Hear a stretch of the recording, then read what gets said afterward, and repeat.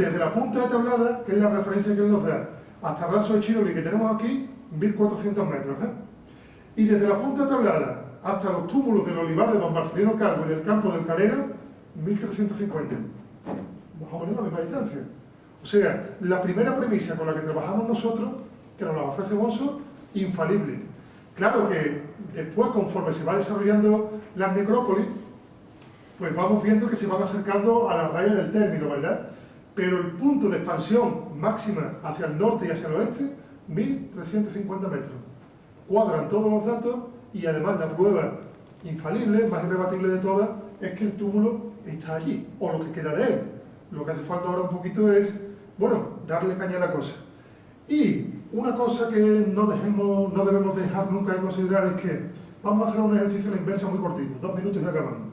Es que partiendo de la grandiosidad, de la grandeza de la ciudad de los muertos, hemos visto que tenemos 11 túmulos tartésicos en el olivar de los Torruños, 4 túmulos tartésicos en el olivar de Don Marcelino Calvo y un quemadero turdetano posterior en la zona ya más cercana a la raya del término del Viso. Esta es la tablada tal como se veía en los años 50, en concreto en el 56. Toda esta parte aquí delante ha desaparecido. Y en esta parte aquí de la tablada, en la parte occidental, hay unas murallas, que conocemos algunos. Hemos hecho visitas guiadas de donde apareció esta lucernita, que en su momento tuvo muchísima difusión en la prensa. Una difusión turdetana, perdón, una lucerna turdetana. Una lucerna que arranca, cuya cronología arranca del siglo IV y prácticamente puede abarcar hasta la época de la llegada de los romanos. Aquí tenemos las murallas de la Tablada, o lo que quedan de las murallas de la Tablada. Una zona que actualmente se está usando como campo de labranza. Me vaya a perdonar la palabra, pero manda huevo.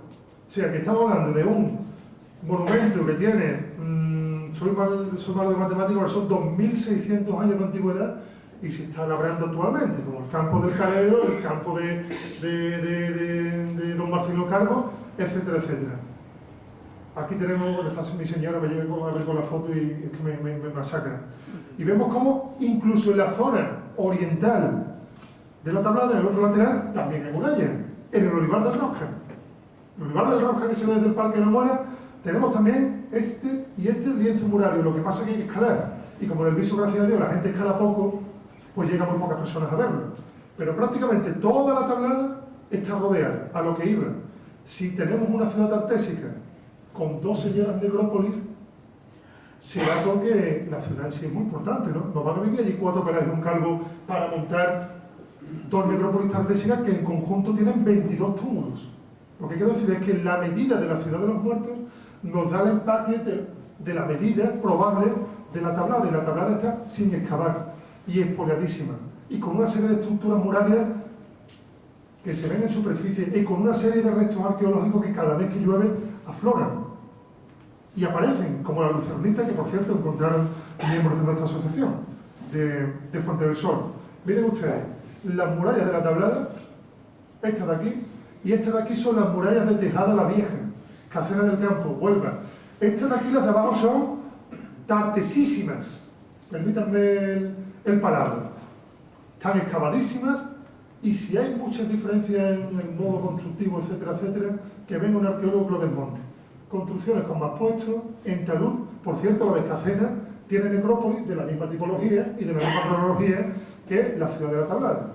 Y aquí acaba un poquito este viaje, porque lo que nosotros queremos decir es que, básicamente, primero tenemos que poner en valor los túmulos, pedir a la administración competente que los proteja y que se excaven, porque, repetimos, la esencia está debajo de tierra, y esos túmulos se excavaron casi todos, no todos, y además las excavaciones que lleva a cabo Bonso, sabemos que para los cánones de la época eran precisas como ninguna, pero no para los cánones del siglo XXI. Los tartesios amortizaban los túmulos. Bonso estaba convencido de que solamente eran estructuras para una sola persona. En Carmona hemos encontrado 15 y 20 personas enterradas en el mismo. En Setefilla, Lora del Río, igual. ¿En Mariana no podría pasar lo mismo? ¿Quién no nos dice que en Mariana todavía debajo de esa sepultura hay túmulos por excavar? ¿Hasta cuándo vamos a esperar para ponerlo en valor? Y partiendo, repito, de la riqueza de las necrópolis, con grandes tesoros que están expuestos a las vitrinas de la Hispanic Society de Nueva York, bueno, en muchos museos de España, pues también podemos hacernos una idea de que la tablada nos puede deparar grandísimas sorpresas. Bueno, y dejamos aquí el órdago encima de la mesa para las autoridades competentes, que yo entiendo que aquí tienen la última palabra. Eso ha sido todo. Muchísimas gracias.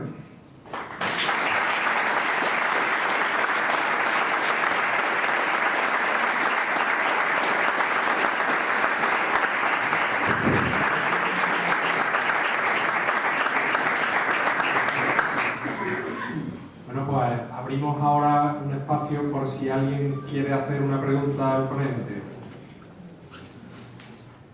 Juan Antonio, Sí.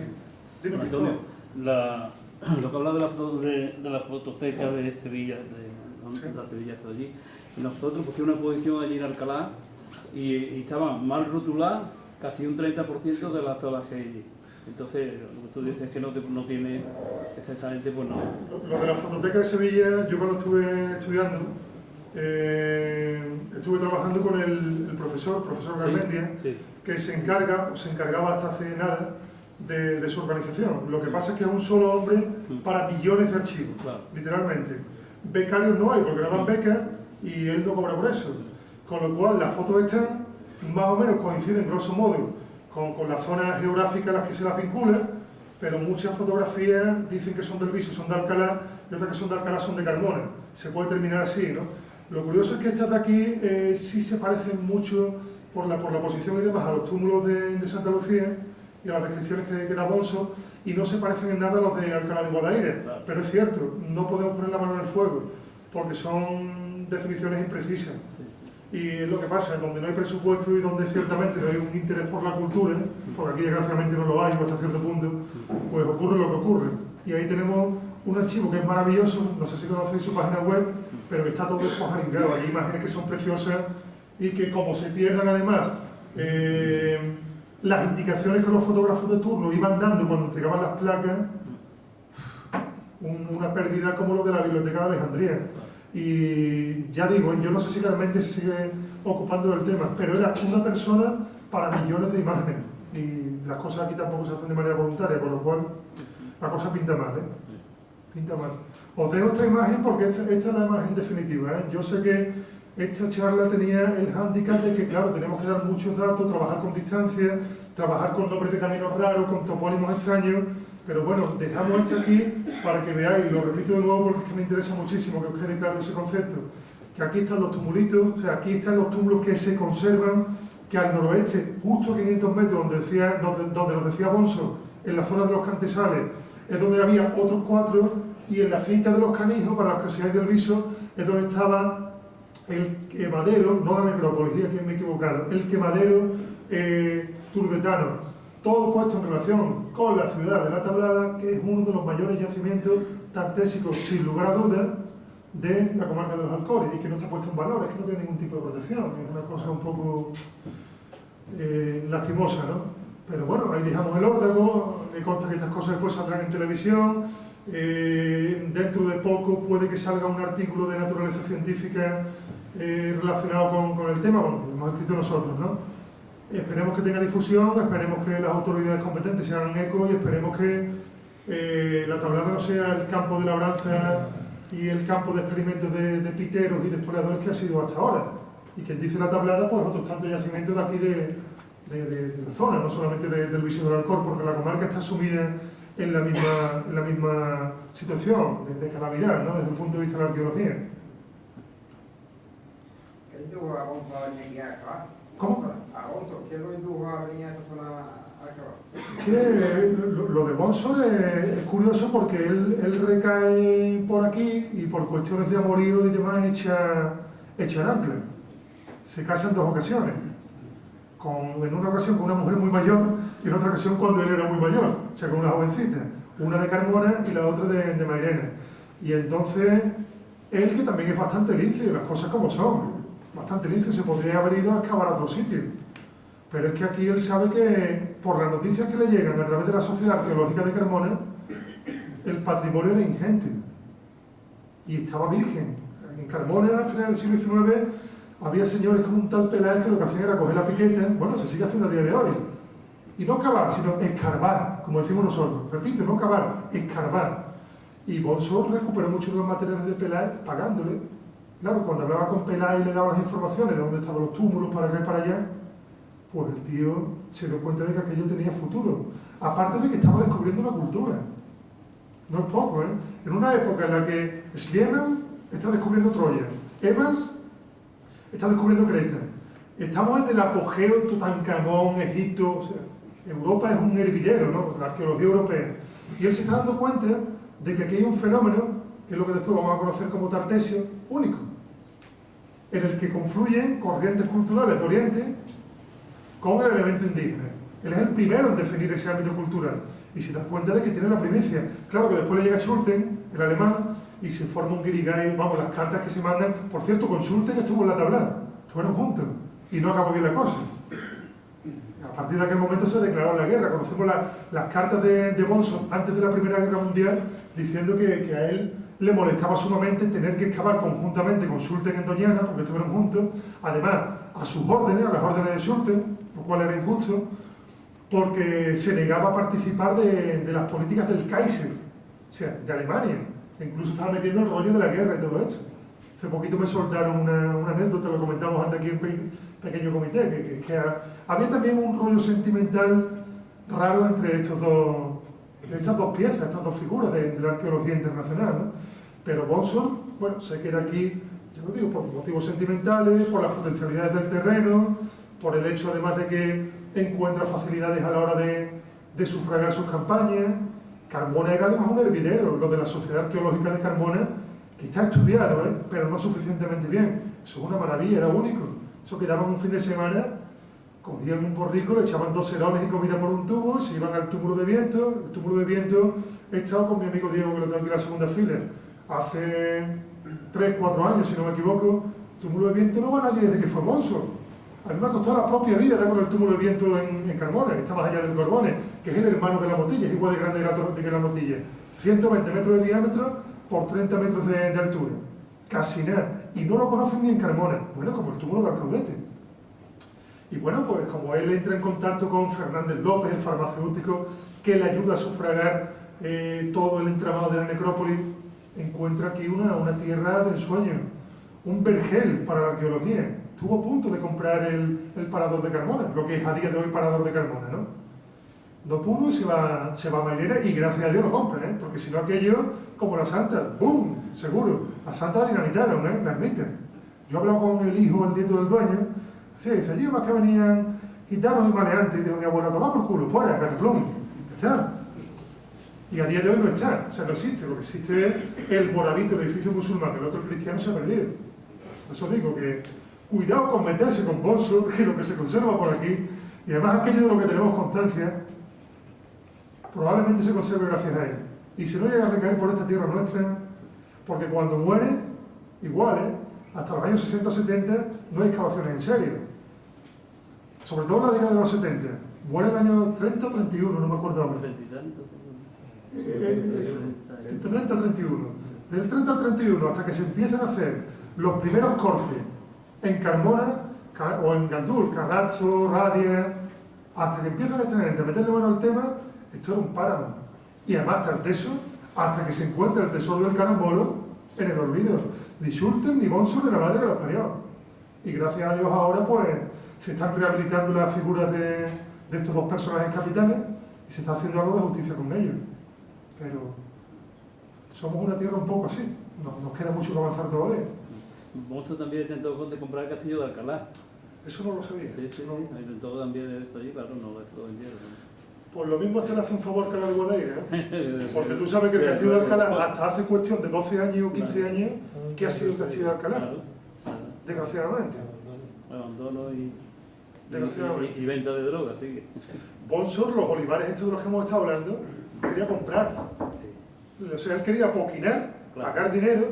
Lo que pasa, claro, que se topa con una burguesía, una pequeña burguesía terrateniente, en este caso la marinera, en este caso la marinera, muy reacia, ¿no? Porque la tierra no solamente era una cuestión de dinero, era una cuestión también de prestigio, ¿no? Era una cuestión que tenía que ver con el estatus social. Y literalmente a Huntington le dice que Elías Méndez, es su amigo, pero que a pesar de la amistad que les une, que no hay manera de hacer entrar al hombre en razón, que primero le quería comprar la tierra, después que le permitiera excavar el túmulo más grande, el que vimos al principio, que tenía 6 metros de altura, y que no, porque claro, es que Méndez también estaba ahí un poquilleo a verla venir, como diciendo, a ver si excava este y se lo lleva él, lo que salga, al final no salió nada, ¿no? Y le dice literalmente a Huntington, al norteamericano, esto a mí me parece una andaluzada, toma castaña. O sea, que quedamos bien bonitos, ¿eh? Eso está allí puesto en la Spanish Society, para mayor honra de esta tierra. Pero es cierto, es lo que había en aquel momento. No. Sí, dos Pero un momento, antes no, que estaba, si no te importa. Dos preguntas rápidas. ¿Qué fecha tiene datado la ermita de Santa Lucía? Y creo que escucho decir que desde la necrópolis turdetana hay un pasadizo que llega hasta las cuevas de Santa Lucía. No, un pasadizo. Te respondo por parte. Eso. La cronología de la ermita la cronología de la ermita es medieval cristiana. O sea, es una ermita, de hecho, siglo XIV, siglo XV, un poquito después de la época de la Reconquista. Sin embargo, lo que queda hoy en la Santa es una ermita, lo diré, Bonso lo llama moravito. O sea, Bonso ya ve que la naturaleza es islámica. De hecho, en la zona de islámico hay tela, romano también, pero islámico hay tela. Y además mucho islámico almohade. Y la tipología de lo que parece ser un torreón, que sobresale allí en vertical, a saber lo que es aquello, pero bueno, que parece un torreón. Fernando Mores Carvedano que nos dice que son modelos norteafricanos siglo XII, almohades. Con respecto a lo del quemadero turdetano, lo que comentaba es que está en un alto y la loma del alto en el que se encuentra desemboca en las cuevas de Santa Lucía, tal como nos decía en 1896 don Carlos Cañar. Otro personaje a reivindicar, porque es que estas cosas suenan a chino cantores a la mayoría. Bonso aquí en el Viso no tiene ninguna calle, en Carmona tiene de chiripa. O sea que todavía estamos un poquito aquí en plan reivindicativo, pero bueno. En Carmona, porque junto a la necrópolis. Sí, además la antigua vía Augusta. La antigua vía Augusta. Sí, que yo quiero decir también que hay que poner un poquito de manifiesto que Bonso también tenía mucho de aficionado y de pirata. Y también hay que reconocer sus orígenes cuando empezó a excavar, que pidió permiso para excavar allí en el Parador, queriendo encontrar tesoros de no sé qué, lo que parece muy infantil, que también se dio prisa en sacar de España todo cuando iba a cambiar la ley y se lo llevó todo a su amigo americano que le pagó, que no hay constancia de hallazgos por parte de Bonso de metal cuando tenía muchísimas cerámicas. Sabemos que le gustaba la cerámica, pero si se autosubvencionaba, que hay de que se pudiera haber encontrado muchas tumbas metal, lo que decimos metal, y metal valioso.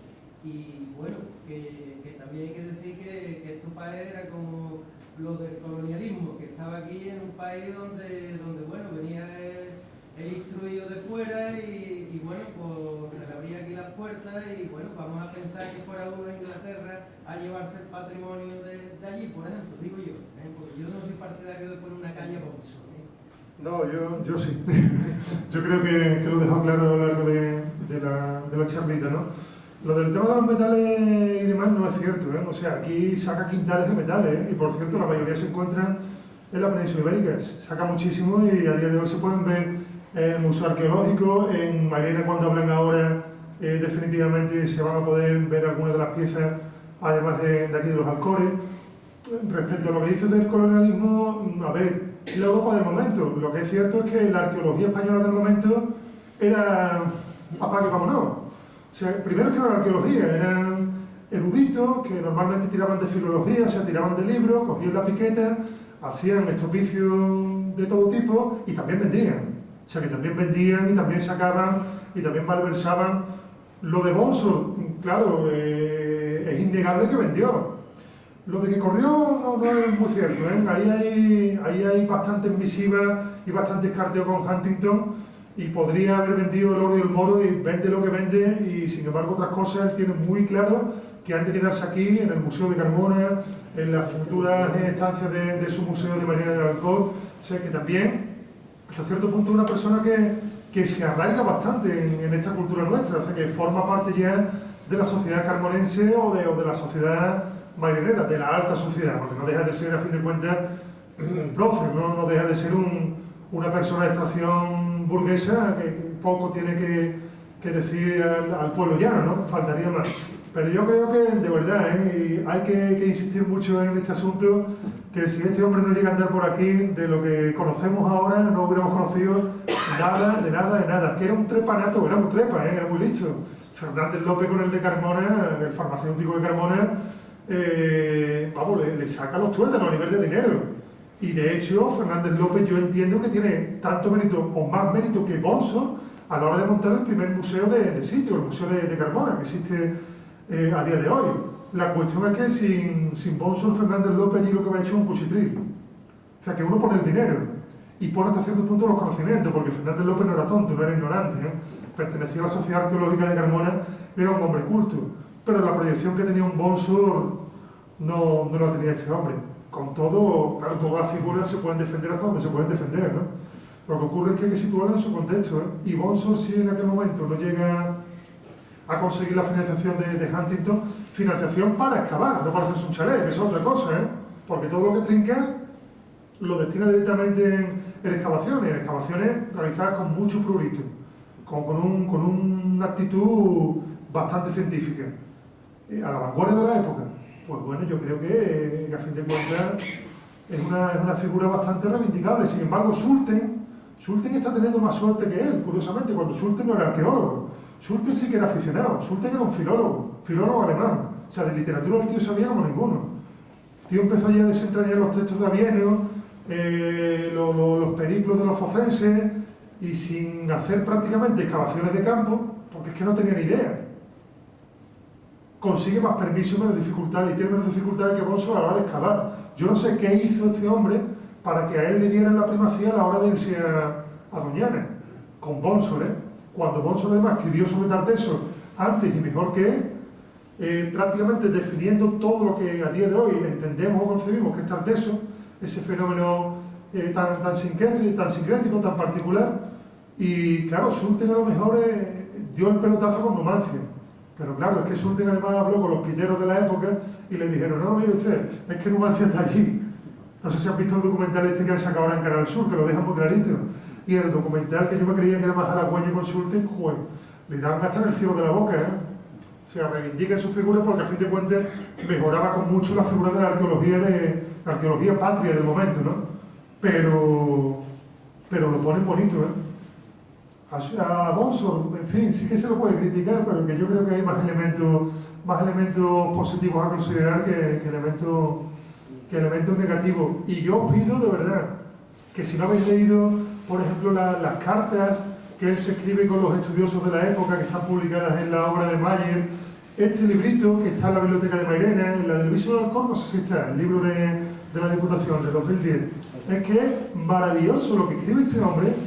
Vamos, es que escribe sobre todo, y además con una riqueza tremenda, y recuperando o conservando o legando para la posteridad vocablos que en muchos casos se han perdido, que se utilizaban en Mairena y en el Viso del Alcor. No solamente a nivel de arqueología, porque es que el tío se enamoraba y se empapaba de todo, de cualquier aspecto. Te explican cómo venían de vuelta los gañanes de trabajar de la zona de las haciendas de olivares, de las terrazas de la zona norte, cómo iban abriendo los cortejos con una caracola de mar, que es impresionante. Eso se hacía ya a finales del siglo XIX. Cómo todos los obreros del campo, en la zona de La Vega, se fabricaban sus propias cucharas con marfil, en este caso con cuernos de guay, que era lo más parecido al marfil que había aquí, y pone eso en relación evidente, por otra parte, con costumbres que se perpetuaban desde la época de eclosión del fenómeno orientalizante. Tremendo. Y ese tipo de asociaciones, yo no las he visto en otros arqueólogos del momento, al menos aquí, Si te vas a la obra de Schliemann, de Evans, etc., son muy parecidos, provienen de contextos muy semejantes, y es un poquito lo que se daba en aquella época, pero eran la vanguardia, eran los punteros en aquel momento, sin duda. Y bueno, Antonio, otra cosa importante de Bonso era que era un gran dibujante, entonces bueno, nos ha dejado, gracias a eso, el croquis donde se acerca en la trocha a la carretera de Mairena, yo lo he superpuesto directamente en casa, es que aquí yo soy muy torpe con el ordenador, no tenía manera de hacer un fundido con la ortofoto del 56 de manera que se viera el croquis antiguo por debajo. Para otra charla ya se lo encargaré a otro, yo no puedo. Pero lo pones manualmente tal cual. Coincide cada una de las curvas, y si lo ponemos a escala, las curvas son curvas de 2 metros y de medio metro de radio, al milímetro. Y los túmulos al milímetro, con los olivitos, los túmulos que hemos visto de la obra de Cañán, parece ser que están inspirados en la obra de Bonso, o sea, cuadernos particulares de Bonso que copian otro amanuense. Otra persona lo hace de manera directa, ¿no? Y funcionan mejor que la fotografía. La fotografía de la época es muy defectuosa. Sin embargo, aquí Bonso lo que hace es captar los detalles que menos cambian. O sea, no solamente como la fotografía, las imágenes a los efectos de la luz, sino que coge la esencia, por así decirlo, del túmulo. Y son imágenes únicas, pero únicas. Y con todas las medidas, todas las anotaciones, la tierra que hemos encontrado de este color, la tierra proviene de allí. Incluso el tío te dice cómo estaba soplando el viento cuando estaban llevando a cabo la cremación del difunto. O sea, por el tipo de dispersión de la ceniza, el viento sopla, lo dice, desolado, toma castaña. Hombre, son cosas únicas. Yo cuando llegó este libro a mis manos, es que me lo bebí en una noche. Es una maravilla. Después son muchos datos en plan, como decía antes, fulano de tal me ha venido a las 10 de la mañana y le he dicho que no, que hasta las 10 y cuarto no empezamos el terror, lo he puesto de vuelta y media. O Setano me ha traído tantas latas de caballo de mar. Se lo quito de todo. Y a la vera de las informaciones que daba sobre los túmulos. Porque no son, no son documentos de estudio, son sus diarios. No solamente son cuadernos de campo, son sus diarios, donde escribían todo. Lo que le pasaba con los vecinos de Mairena, el hecho de que entre Carmona y Alcalá de Guadaira, curiosamente, pudiendo utilizar coches, normalmente utilizaban tren y bicicleta, toma castaña. Cierto. Ahora que estamos reivindicando ese modelo de transporte más sostenible, ¿no? Pues ya estaba el tío haciendo uso de ese tipo de medios, cuando tenía veres para tener coche. Y otra cosa curiosa es cuando iba con el carro y se le sale una rueda, no sé qué, y entonces el caballo se cae de eso de allí y la mujer, bueno, la criada que llevaba y eso se cayó allí y dice, ¿el caballo qué? Pensaba más en el caballo que la... ¿sabes? Era un tío, es un personaje, como se dice, genio figura. Y es un personaje que, para nuestra fortuna, él no era de formación arqueólogo, ya lo sabemos, o sea, es una persona que de formación es pintor, es un artista. Y resulta que cuando entra en contacto con la Sociedad Arqueológica de Carmona, que era más bien jovencito, se le enciende el gusanillo. Y en muy poco tiempo, el tío tiene una evolución impresionante. Y además, hasta cierto punto, es una evolución basada en los conocimientos propios. Es un autodidacta, ¿no? Es uno que se empapa de todo, empieza a tender lazos con la florinata de la arqueología extranjera y bueno, pues fruto de esa formación íntegra es todo esto que nos ha legado a nosotros, ¿no? Ya lo digo, sin Bonso, de verdad que no estábamos aquí hablando hoy. Eso es lo de menos. Ni de los alcores. Ni de los alcores. Y los alcores, con cualquiera que habléis, que tenga algunos conocimientos de protohistoria mediterránea, pues bueno, los alcores son... y están en todos los mapas y en todas las cartas arqueológicas, y las alusiones a Bonsor y, bueno, Sultan en menor medida. Sin embargo, de los arqueólogos españoles del momento, poco, y además nada bueno vamos a leer, desgraciadamente. Bueno, ¿alguien más tiene una pregunta? Que se hace ya tarde. Pues cerramos aquí esta primera conferencia. Le agradecemos a todos de nuevo su asistencia y les esperamos en la próxima. Así que muchas gracias.